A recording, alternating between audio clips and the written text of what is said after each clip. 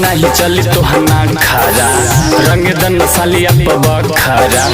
अब नहीं चली तो हना खारा रंग दन सालिया पब खारा।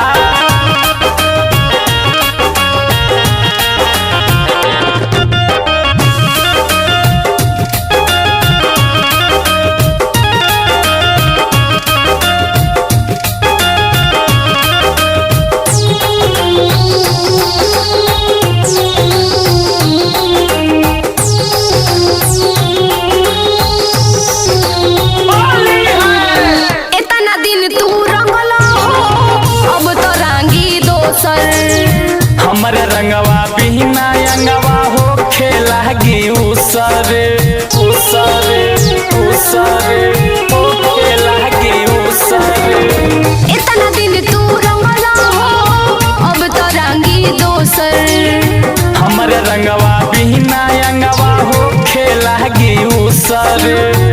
रंग नहीं पैबो तू आचारा। अब नहीं चली तो हना खारा रंग दन सालिया पब खारा। अब नहीं चली तो हना खारा रंग दन सालिया पब खारा।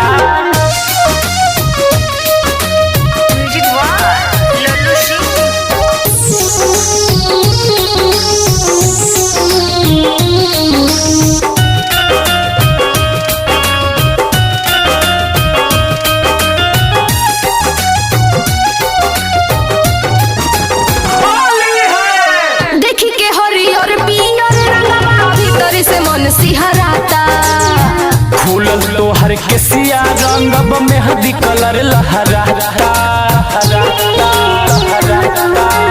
मेहंदी कलर लहराता। देखी के हरियर पीयर रंगवा भीतर से मन सिहराता। फूलल तोहर के सिया रंगब मेहंदी कलर लहराता। देही के बनाई दिहल का चारा।